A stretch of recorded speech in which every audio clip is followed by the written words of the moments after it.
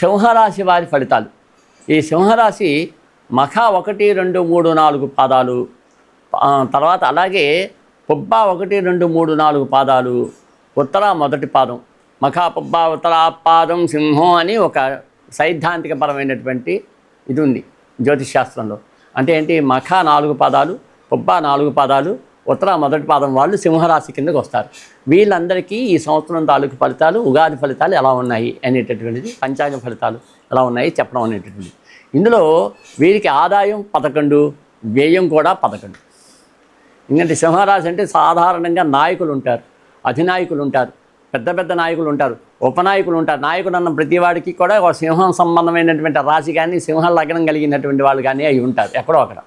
కాబట్టి రాశి మాది సింహం, ఇంకోటి ఏదో అయింది మేము నాయకులు అయ్యాం అనొచ్చు. కానీ మరి అక్కడికి వచ్చేసరికి ఇప్పుడు పవన్ కళ్యాణ్ గారు ఆయన డిప్యూటీ సీఎం గారు, కాకపోతే ఆయన రాశి వచ్చేసరికి శ్రవణ నక్షత్రం మకర రాశి అయింది. మరి మిగతా ఇద్దరు అయినటువంటి మహానాయకులైనటువంటి వాళ్ళు మరి జగన్మోహన్ రెడ్డి గారు కావచ్చు, చంద్రబాబు నాయుడు గారు కావచ్చు, వాళ్ళ జాతకాలు మనకు తెలియవు.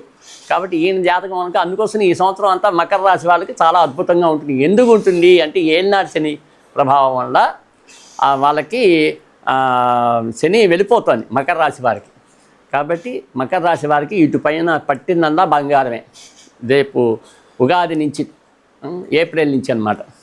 అయితే ఇప్పుడు సింహరాశికి వచ్చేసరికి ఈ సంవత్సరం అంతా వారికి, ఈ రాశి వారికి గురుడు వత్సరాజు నుండి 14 మే వరకు రాజ్యమును సువర్ణమూర్తిగాను, నాటి నుండి లాభమున లోహమూర్తిగాను, 18 అక్టోబర్ వరకు నాటి నుండి స్వయమునందు సువర్ణమూర్తిగాను, 5 డిసెంబర్ వరకు, తర్వాత నాటి నుండి లాభమున తామ్రమూర్తిగాను సంచరించింది.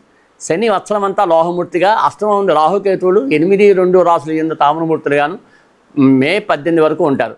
అలాగే 7, 1 రాసులు ఎందు సువర్ణమూర్తులుగాను కూడా సంచరిస్తారు వాళ్ళు.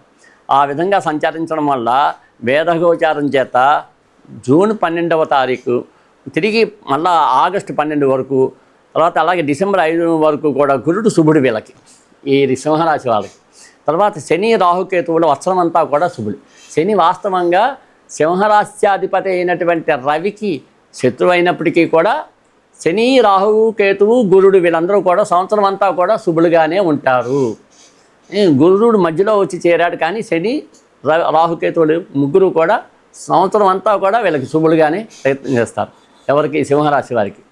తర్వాత అలాగే సాముదాయిక అష్టమ శని ప్రభావం. గురుడు సామాన్య ప్రదాత, ప్రయత్నాలు ఇష్టపూర్వకంగా తలపెట్టుకోవాలి. మధ్య మధ్య అధికారులు ఒత్తిళ్లు, పనులపై ఆసక్తి తక్కువగా ఉంటాయి. ఆర్థిక పరమైనటువంటి ఒత్తిళ్లు క్రియా విక్రయాలు ఊహించుకొని దానికి వ్యతిరేకంగా జరుగుతూ ఉంటాయి.